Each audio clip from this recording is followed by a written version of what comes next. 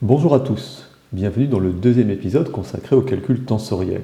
Dans cette vidéo, il sera question de la convention d'Einstein. Cet épisode s'adresse principalement aux étudiants en second cycle scientifique, mais plus largement à toute personne désirant s'initier au calcul tensoriel de manière progressive. Voici les thèmes abordés dans cet épisode. Nous parlerons de matrices et de double indices, d'indices libres et d'indices muets, du symbole de Kronecker et de la convention d'Einstein. Les prérequis. Il est préférable d'avoir quelques notions sur les matrices, comme l'addition et la multiplication. Idéalement, cette vidéo s'adresse à des étudiants ayant fait un bac+1, bac+2, puisque traditionnellement, le calcul tensoriel est enseigné en second cycle universitaire. Mais beaucoup de rappels seront faits, ce qui rend ces vidéos accessibles à un plus large public. Alors commençons par les matrices et la notion de double indice. De manière simplifiée, une matrice, c'est un tableau de nombres, un tableau de coefficients organisé en lignes et en colonnes. Voici un exemple de matrice. Cette matrice comporte 2 lignes et 3 colonnes. De manière plus générale, nous souhaitons représenter les coefficients de cette matrice. Pour cela, nous allons utiliser la notion de double indice. Donc voici de manière générale une matrice qui comporte 2 lignes et 3 colonnes. Le premier indice représente la ligne, le second indice représente la colonne. Ainsi A de 3 indique qu'il s'agit du coefficient de la deuxième ligne et de la troisième colonne.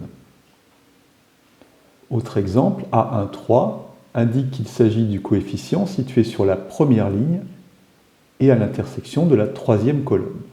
Lorsqu'il peut y avoir ambiguïté, c'est-à-dire si l'indice dépasse 9, on peut utiliser une virgule pour séparer le premier indice du deuxième indice.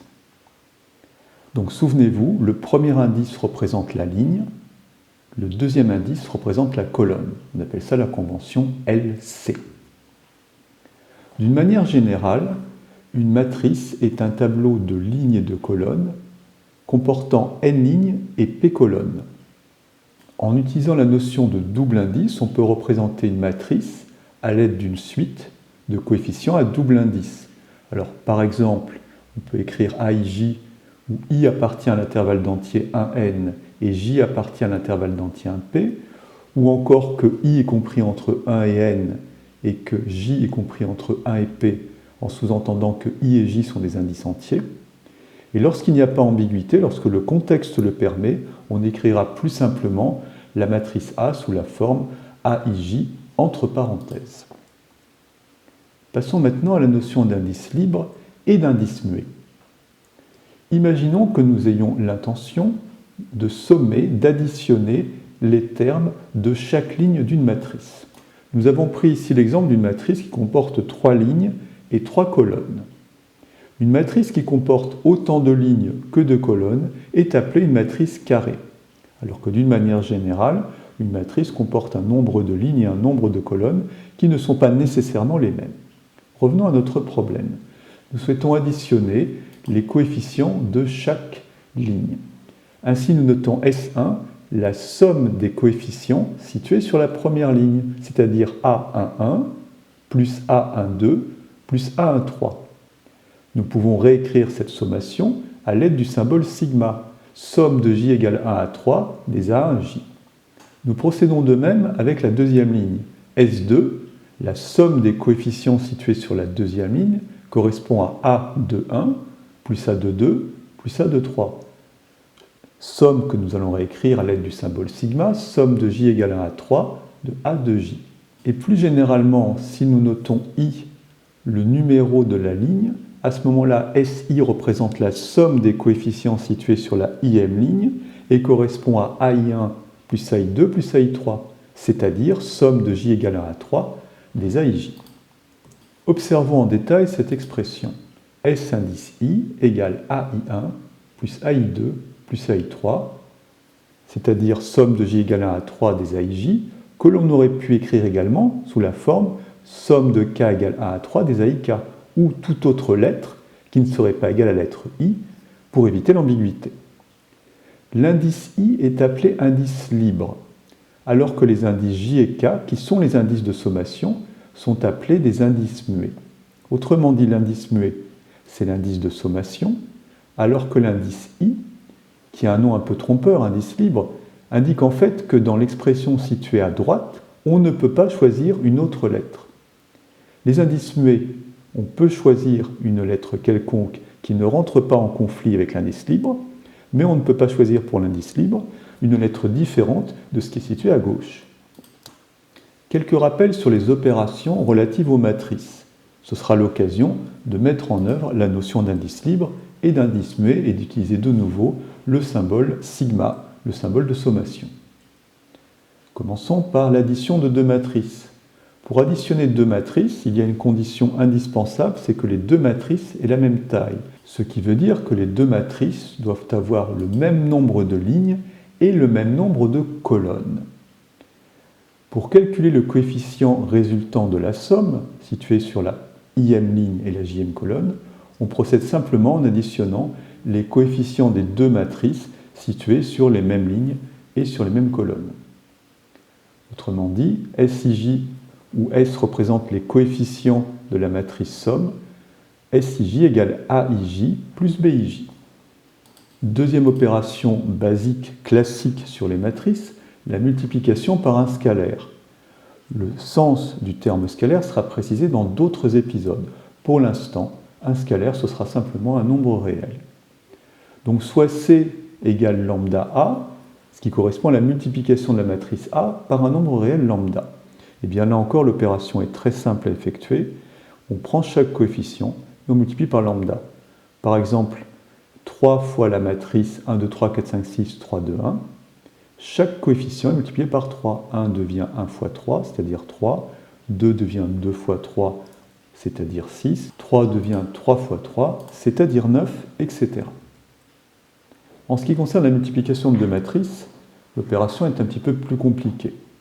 Cette opération est surprenante pour le débutant en matrice, puisqu'on aurait pu s'attendre à ce que la multiplication des matrices soit définie de manière identique à l'addition, c'est-à-dire que l'on aurait multiplié chaque coefficient situé sur la même ligne et la même colonne. Il est parfaitement possible de définir un produit sur les matrices de cette façon, mais ce n'est pas la solution standard qui a été retenue, puisque les matrices sont fortement liées, et historiquement liées d'ailleurs, à la notion de système d'équations linéaires. Aussi, le produit est défini de manière différente. Et le produit standard des matrices est défini de la manière suivante.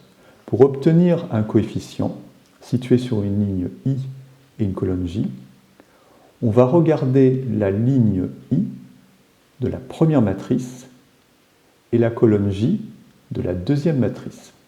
Voyons cela sur un exemple. Nous avons choisi de multiplier deux matrices carrées d'ordre 2, c'est-à-dire deux matrices ayant deux lignes et deux colonnes. Pour obtenir le coefficient situé sur la première ligne et la première colonne, nous choisissons la première ligne de la matrice située à gauche et la première colonne de la matrice située à droite. Et nous faisons l'opération suivante. 1 fois 3 plus 2 fois 5, ce qui donne 13. Pour le coefficient situé sur la deuxième colonne et la première ligne, nous prenons la première ligne de la matrice située à gauche et la deuxième colonne de la matrice située à droite. Et nous obtenons 1 fois 4 plus 2 fois 6, 1 fois 4, 4 plus 2 fois 6, 12, 12 plus 4 égale 16. Lorsque nous avons parlé de l'addition de deux matrices, nous avons indiqué que l'addition de deux matrices n'était possible que si les deux matrices avaient exactement le même nombre de lignes et le même nombre de colonnes.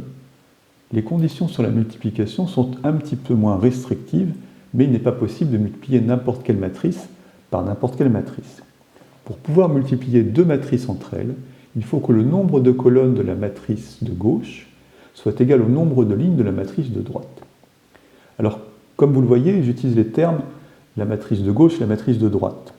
Cela sous-entend que la multiplication n'est pas une opération commutative. La multiplication de deux nombres réels est une opération qui est, elle, commutative. En effet, 2 fois 3, c'est pareil que 3 fois 2.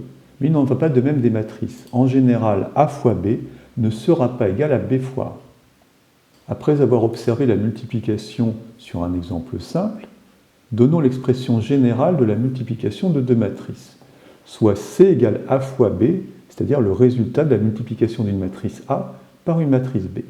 Alors chaque coefficient CIJ de la matrice C s'obtient en faisant la somme de K égale 1 à P des AIK BKJ, où P représente le nombre de colonnes de la matrice de gauche, et P représente également le nombre de lignes de la matrice de droite.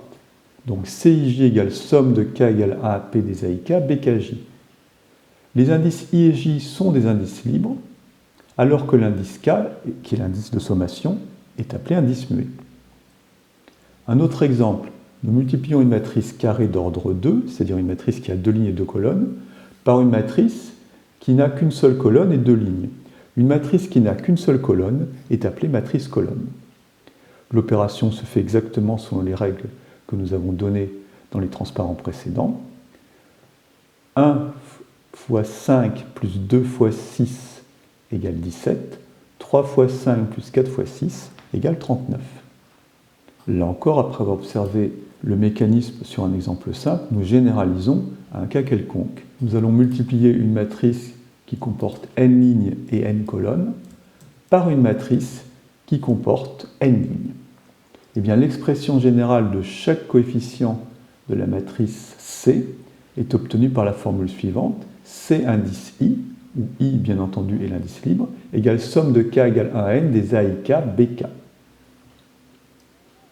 Alors, si nous détaillons cela pour chaque coefficient, ça nous donne C1 égale somme de K égale 1 à n des A1K BK, que l'on aurait pu écrire avec un autre indice muet, somme de L égale 1 à n des A1L BL. On aurait pu faire la même chose pour le coefficient situé sur la deuxième ligne, etc., jusqu'à obtenir le coefficient situé sur la nème ligne. C indice n égale somme de K égale 1 à n des ANK BK, que l'on aurait pu écrire également somme de L égale 1 à n des ANL BL, ou toute autre lettre qui ne rentre pas en conflit avec l'indice libre qui a été choisi à gauche, c'est-à-dire ici la lettre N. Donc, K, c'est l'indice libre, running index en anglais, alors que I est appelé indice muet, dummy index en anglais. Abordons maintenant le symbole de Kronecker. Le symbole de Kronecker se traduit d'abord par une fonction à deux variables de n croix n vers 0, 1. Cette fonction renvoie 1 si les deux variables sont identiques et 0 dans le cas contraire. Le symbole de Kronecker met en évidence deux indices qui peuvent être tous les deux inférieurs, tous les deux supérieurs, ou l'un supérieur et l'autre inférieur. Et ce symbole va renvoyer 1 si les deux indices sont identiques et 0 dans le cas contraire. Voici un exemple d'application du symbole de Kronecker. Considérons la matrice I égale 1, 0, 0, 0, 1, 0, 0, 0, 1. C'est une matrice carrée, elle comporte 3 lignes et 3 colonnes. Elle a le même nombre de lignes et le même nombre de colonnes, c'est pour cela qu'on dit que c'est une matrice carrée. Cette matrice I est l'élément neutre de la multiplication dans l'ensemble des matrices à 3 lignes et à 3 colonnes. En effet, quelle que soit une matrice A à 3 lignes et à 3 colonnes, A fois I égale I fois A égale A. Voilà la raison pour laquelle on dit que I est une matrice unitaire, c'est l'élément neutre de la multiplication pour les matrices. Eh bien, cette matrice peut être représentée par une suite de symboles de Kronecker, delta IJ, où I et J appartiennent à l'ensemble 1, 2, 3. Effectivement, lorsque I égale J, nous sommes sur la diagonale principale, c'est-à-dire que le numéro de la ligne est égal au numéro de la colonne. Et à ce moment-là, effectivement, on doit retourner 1. A contrario, si nous ne sommes pas sur la diagonale principale, le numéro de la ligne est différent du numéro de la colonne, et l'on doit bien retourner 0. Alors passons enfin à la convention d'Einstein, qui est le sujet principal de cet épisode, convention de sommation d'Einstein.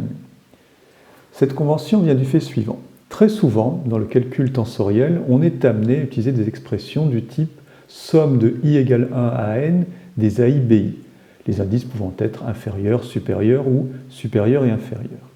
Eh bien, la convention de sommation d'Einstein propose de ne pas écrire le symbole sigma, ce que nous avons mis ici au milieu en mettant le symbole en gris. Et donc tout simplement d'écrire AI BI. Le fait que I soit présent deux fois nous indique qu'il s'agit d'un indice muet et que l'on effectue, on sous-entend une sommation sur l'indice I. Voici un exemple. AIIBJ, J n'est présent qu'une seule fois, ce n'est donc pas un indice de sommation. I est présent 2 fois, c'est donc un indice de sommation, ce qui signifie que cette notation AIIBJ vaut A11BJ plus A22BJ plus etc. jusqu'à ANNBJ. Exemple numéro 2, XIJ, où J est en indice inférieur, YJ, sous-entend qu'il y a une sommation sur J puisque l'indice J est présent 2 fois. C'est donc un indice muet, un indice de sommation. Il s'agit donc d'une notation abrégée signifiant somme de J égale 1 à N des XIJ, YJ. Un autre exemple faisant intervenir une somme double, XIJ, YI, ZJ. L'indice I est présent 2 fois, il y a donc une sommation sur I. L'indice J est présent 2 fois, il y a donc également une sommation sur J. Nous sommes en présence d'une double somme. Cette notation est une écriture condensée de somme de I égale 1 à N, de somme de J égale à N, des XIJ, YI, ZJ. Nouvel exemple avec une somme double, AIK, BKL, CLJ. L'indice K est présent 2 fois, l'indice L est présent 2 fois. Ce sont donc des indices muets, des indices de sommation, alors que I et J sont présents une seule fois. Ce sont donc des indices libres. Cette notation signifie donc somme de K égale 1 à N, de somme de L égale 1 à N des AIK, BKL, CLJ. La convention d'Einstein, la convention de sommation, est pratique parce qu'elle condense les écritures, mais elle pose quelques petits problèmes. Ces problèmes sont résolus par le mécanisme de substitution. Prenons l'exemple suivant. Considérons la quantité grand A comme étant égale à AXIJ, YI, ZJ, et considérons que YI vaut AIJ, ZJ. À ce moment-là, il va falloir remplacer le symbole YI par AIJ, ZJ. Faisons-le. Eh bien, nous avons un problème, puisque A vaut maintenant XIJ, AIJ, ZJ, ZJ, et nous voyons apparaître le symbole I 2 fois, ce qui est correct, mais le symbole J apparaît 4 fois. Or, il ne devrait apparaître que 2 fois. Il faut donc changer le symbole J, l'indice J, et le remplacer par un nouvel indice. Nous choisissons la lettre K, mais nous aurions pu choisir n'importe quelle lettre qui n'entrait pas en conflit avec les autres indices. Nous obtenons donc A égale XIJ, AIKZK, ZJ. Il y aura donc une sommation sur K, une sommation sur J, et également une sommation sur I. Ainsi, nous sommes en présence d'une somme triple, puisque l'indice I apparaît 2 fois, l'indice J apparaît également 2 fois, et il en va de même pour l'indice K. Cette notation signifie donc somme de I égale 1 à N, de somme de J égale à N, de somme de K égale à N, de AIK, XIJ, ZJ, ZK, et on voit toute la puissance, toute la subtilité de cette convention qui permet de réduire considérablement le nombre de symboles à écrire. Reprenons le cas de la multiplication de deux matrices, soit P égale A fois B, Q égale C fois D, et considérons la matrice R qui sera égale à P fois Q, autrement dit R égale A fois B fois C fois D.